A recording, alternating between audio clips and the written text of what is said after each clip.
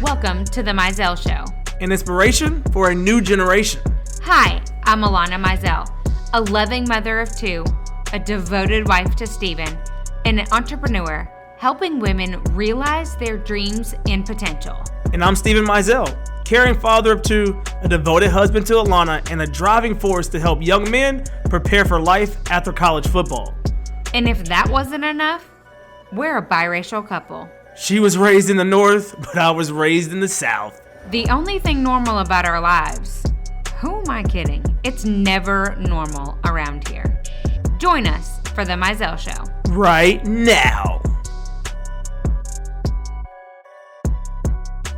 That's what happens when you host a podcast and you haven't completely dried your hair, Alanna. I know. Ow, it's kind of stuck. Well, Alanna has a beverage, but she has wet hair, so go figure. It's just... But she's here for it, though. I just think that I need to just shave my head. What? Britney circa 2008. Showing your age there. That's fine. It's fine. For those boppers that don't know, go ahead and Google it. See what comes up. Yeah. I'm just kidding. We're back on the Mizell Show. Alanna has a beverage, so it's official like a whistle.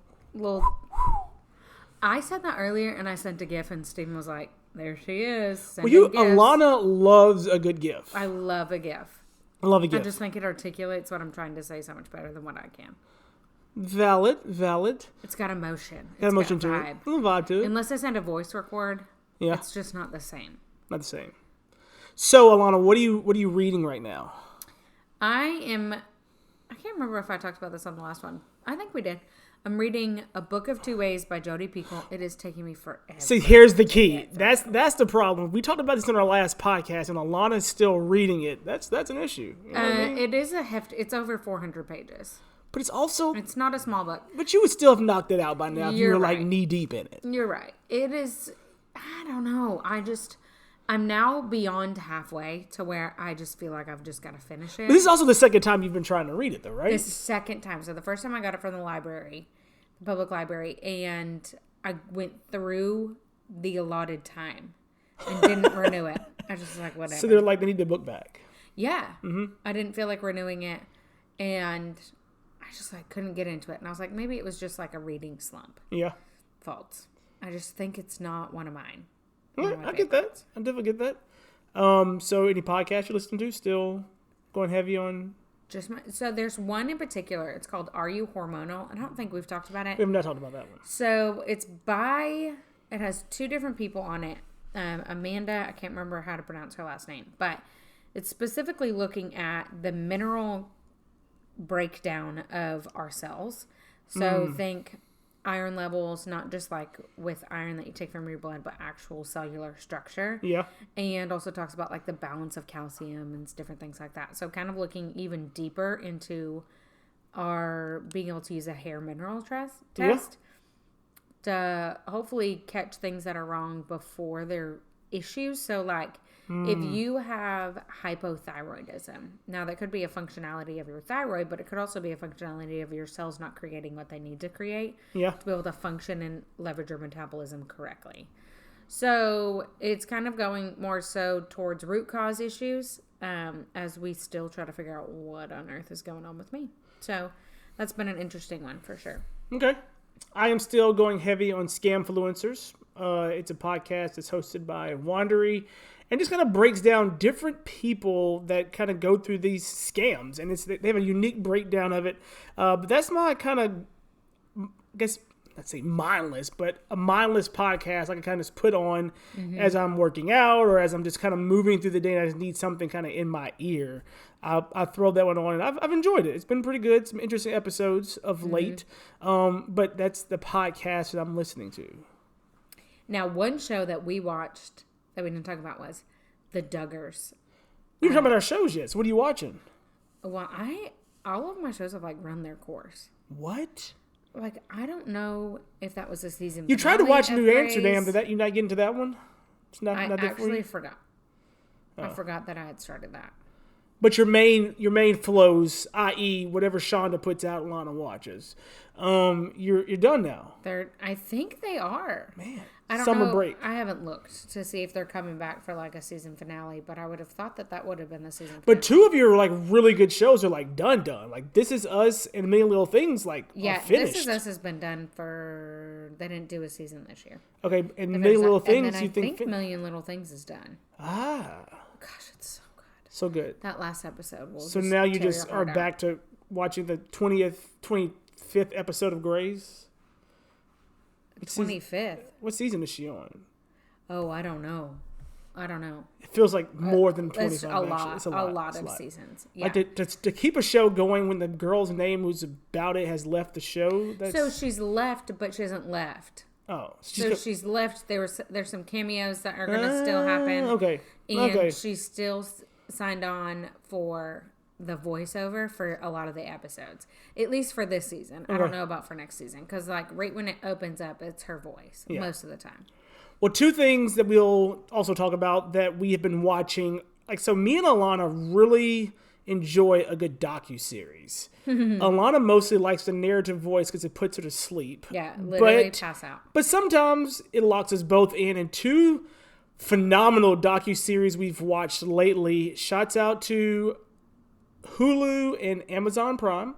The first one was The Hillsong. Oh, the Hillsong one broke down the entire. But it still doesn't it have another episode. Like, aren't they releasing episodes? No, that was just 4 of them. I think we're on the last one. Okay.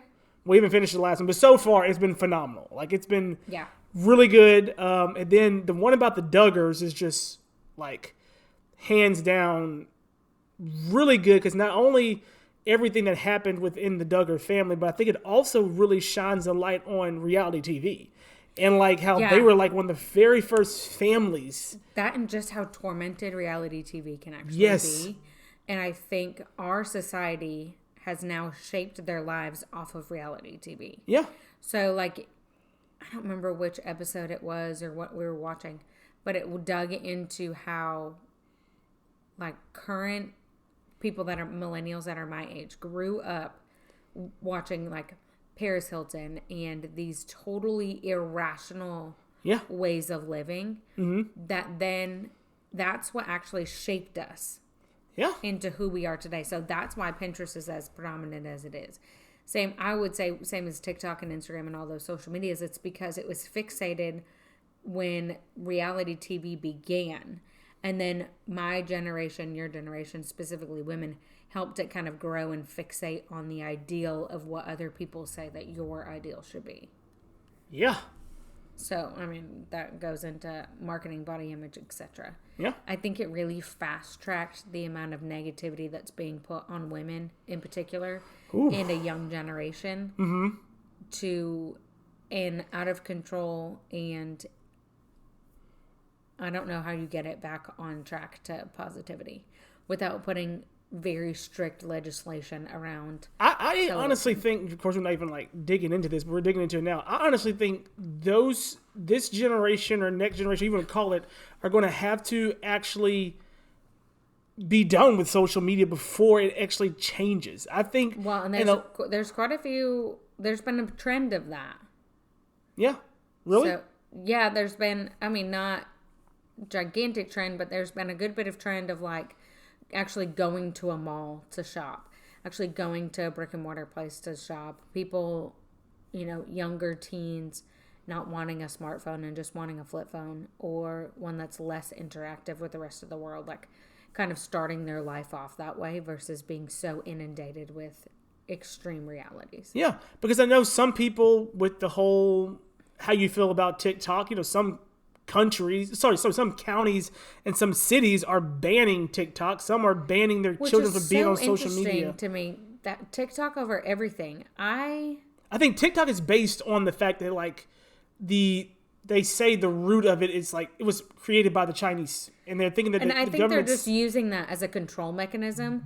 But the reality is, there's so many other social media agencies that are, I think, can be more toxic. I think that they're going at TikTok just because of the rate that it grew at. I think the rate, but I also think they're using that as a backbone to go out there. Because I'm pretty sure the state of Texas a lot of their universities, the University of Texas has banned TikTok from their campus. Like, you can't use their Wi-Fi to access TikTok. But again, like, it's the whole facet of some people don't get why. They feel, because it's all conspiracy, whatever you want to call it, they feel that since it was created by a Chinese company, that they are spying on America and selling the Chinese government like secrets. If you like Google this, you can go down a huge rabbit hole of everything about TikTok. So it's the Illuminati from China. Oh my gosh. I don't know about that. I don't see the legs to stand on. I mean, I get it. I mean, I don't know. I know there's been a lot of drama behind it, so we'll see. But, you know, that's the things that we are watching. And then there's another social media that just came out. It's called Lemon 8. Lemon 8? Lemon 8. I don't know. What is that? It's just another social media platform that has, it's kind of like a little bit of TikTok, a little bit of Instagram, all combined into one. So it has like, it's a new generation's viewpoint on how to get the best, theoretically, out of each social media platform into a different one. Got it. And they're saying most people are like, keep it PC, keep it, you know, not influencery. I'm like, there's no way. No way. No way. No way. No way. Anyway, not what we were wanting to hone in on today. But we want to let you guys know what's going on in our lives. So yeah, I know. We go off on massive tangents. Yeah, kind of. But specifically, what we've been talking about, so we've had a lot of interactions with some of the upper echelon of our company recently and like going to trade shows. We have. Yeah, we have. Yes. Steven's looking at me like I'm crazy. No, yeah, I was like. We had a huge. Grand I thought you were talking opening. about like a upper echelon of like our company. I'm like me and you are the people of the Mizell show. I've had a lot of interaction with the co-founder of the Mizell show. A lot of interaction, eh? Yeah. Bow chicka wow wow. And my face is turning red. Yeah. Well. Okay. Let's focus here. No, but yes. The one thing that I quickly talked to Steven about, I was like, hey, do you have an elevator pitch? And he was like, I don't even know what you're talking about, so no. But, so have you thought about it? I've not thought about it. You told me about that. I mean, it's something that people do a very good job of. People do a great job of selling themselves short. Like, hands down. Like, I think I do some really good things with my job and things I've accomplished in the past. But if someone came to me and said, hey, Steven, what do you do well? I think right. You know, like, it's hard to, right, like, to do okay, that. Tell me what you do for a living, but also how do you articulate that into what you are best at? Yes. And I think it's interesting because one of the reasons we even made this podcast is because this is what we're best at, is inspiring a new generation and helping people see that their lifestyle, they can make their lifestyle and create their outcome. Yeah. And what's interesting is even within that, if you take us out from behind this quintessential booth of podcasting, we are not great at articulating. No, people come to me all the time. You do a podcast. What's it about? Oh, well, you know, it's about motivating. It's about relationships. It is so it's about vague. family. It's so vague. Just listen. Oh, they listen. Oh, I like it, but you still are dancing around it. So when you had me say that, I'm like, man, I've done a lot of different things over my work career and now this podcast, but I really need help on articulating that. And I think a lot of people need help selling themselves because you can do one of the most extraordinary jobs, but you can't tell anybody because you don't know how to actually put it into words. Well, and I think we also limit the extraordinary based off of what our viewpoint is. Valid. So what may not seem extraordinary to us because it's what we excel at is extraordinary to somebody else. This is true. So in particular, I actually did this in my thesis for my master's, but it's one way to kind of like pull in what you're really good at. Yeah. And so I realized we could just do it on a podcast. Did you know that I sell makeup? Not only do I sell makeup, but the makeup that I sell is 3D makeup, which allows you to highlight and contour your face in a super simple compact. As a mom, I could not survive without my simplified routine. Not only that, but it's exactly what you need. Exactly when you need it, all in one spot. Go ahead and check out Alanna Mizell on Instagram or alannamizell.com to learn more. So one way to remember what you're good at, because a lot of times when you interact with somebody who's of significance, like in your own brain, you kind of forget. Yeah. But most of the time you won't forget your initials. So what are your initials? My initials are Sam. Steven Alexander Mizell. So Sam. Side note, so both Steven and his dad are named Steven. But I find it fascinating that they didn't choose to call you Sam versus call you Alex. Well, Alexander. I know, but it's just interesting. Funny story, in the first grade, I so wanted my name to have a Z in it, so I spelled Alexander with a Z, so it's Xander. So, like, I wanted to Zan. I'm surprised you didn't force us to name our son Xander. Then I started thinking of that movie with, what's the movie with Ben Stiller and... Oh, Zoolander? Zoolander, yeah. So that's a whole vibe with that. So, no, yeah. So that's why Briggs isn't named Xander. Yes, because Zoolander. Yeah, exactly. Okay. Anyway, so your initials are Sam, S-A-M. Yes. So what you do, and it may take people actually sitting down with like a piece of paper, but it's just kind of like an easy way. So you take your letters, S-A-M, and you determine what is an adjective that relates back to who you are, or kind of like a pillar of who you are. Ooh. That is with S. So what is an S word that really exemplifies who you are? Sensational. Okay, why are you sensational? Why or how? Being able to articulate and communicate with vast numbers of people. Okay, so I'm really sensational at being able to communicate with vast numbers of people. Sensational, be able to communicate with vast numbers of people. Great. So that's one part of your elevator pitch, or whenever they ask you what you're good at. Okay, so now A. What's one for A? Ooh. Alanna, because without her, I'm nobody. Nobody wants to hear that. Give me a different A. and nope. Okay. Ooh, A. I don't know. A is not easy. Like,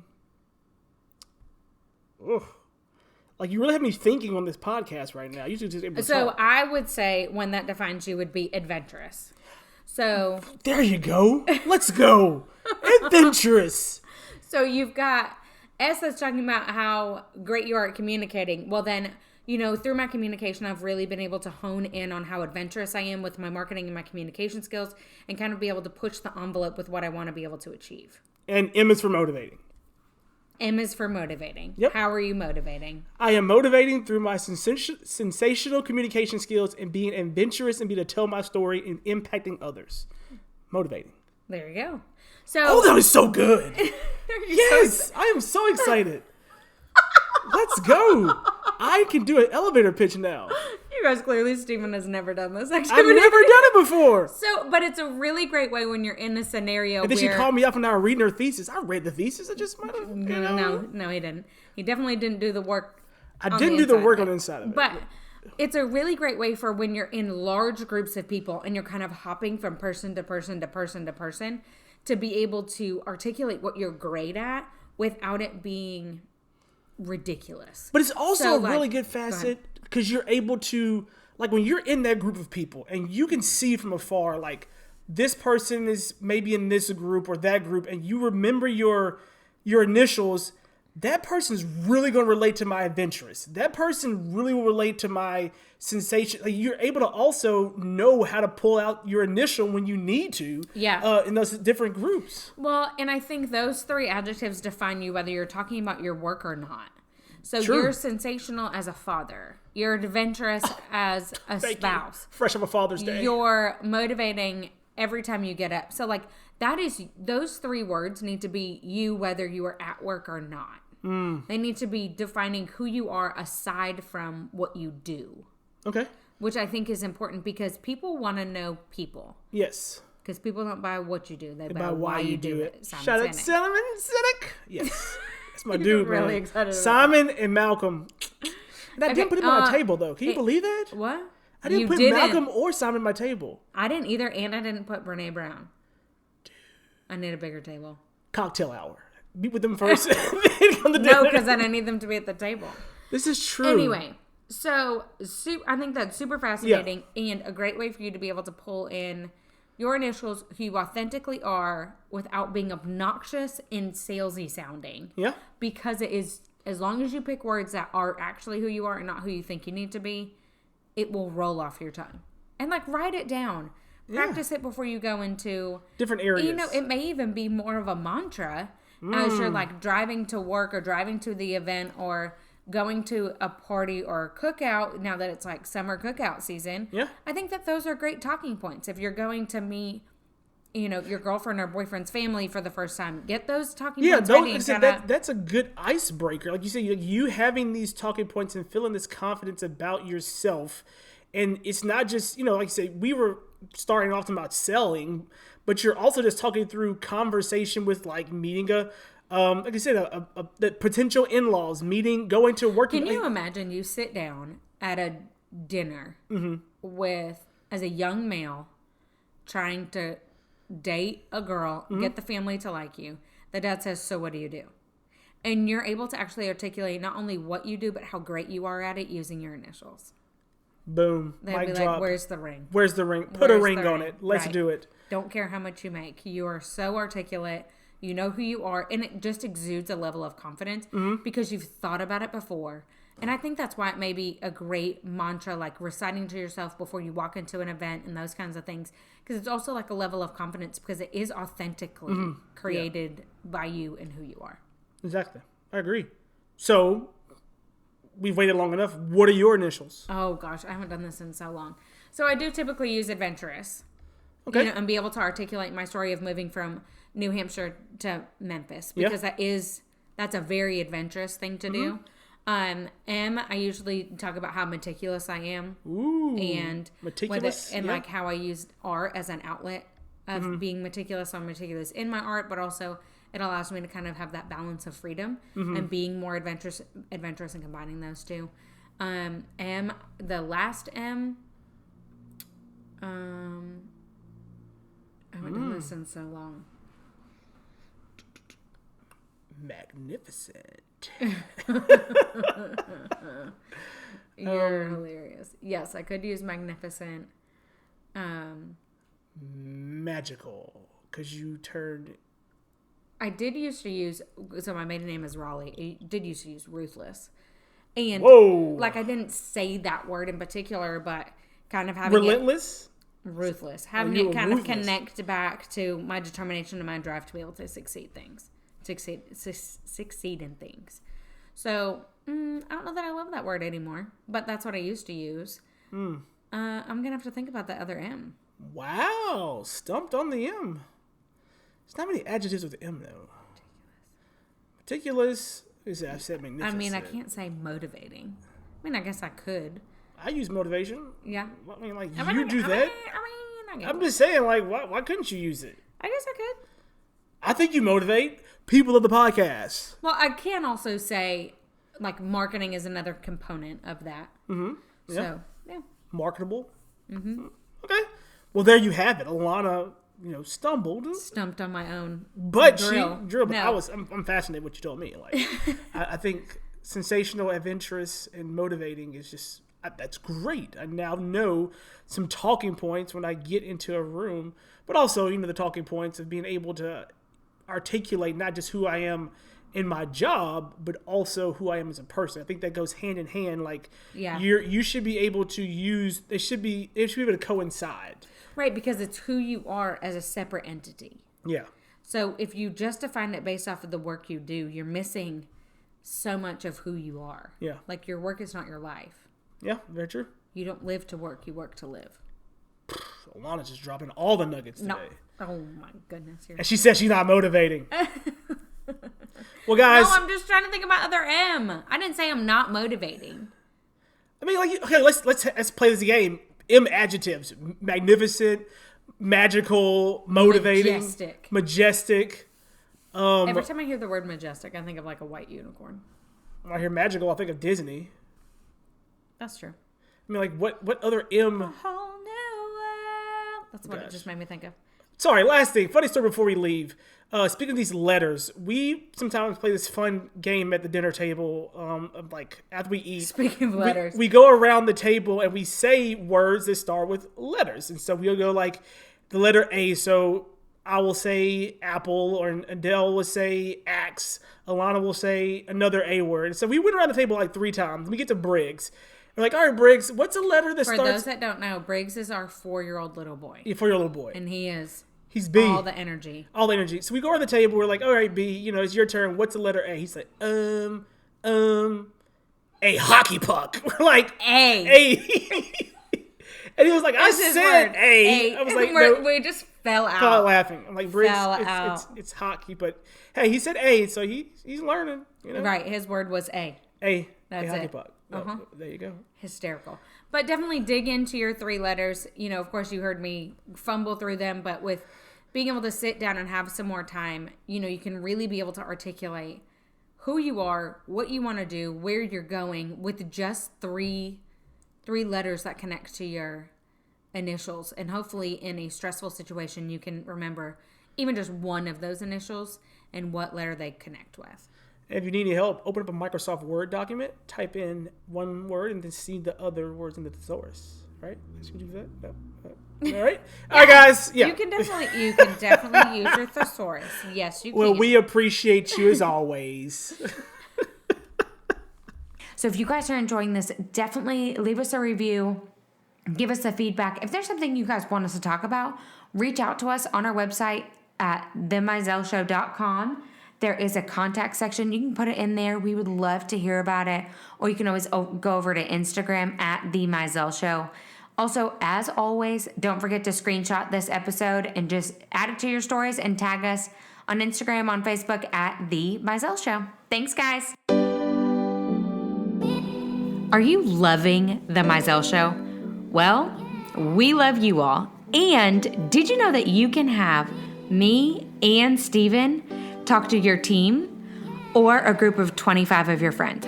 All it takes is 25 people showing up on either a Zoom call, a Facebook Live, or really anywhere. Hopefully in person sooner rather than later. But how do you get us? So all you have to do is email themizellshow@gmail.com, or you can direct message us on Instagram at The Mizell Show.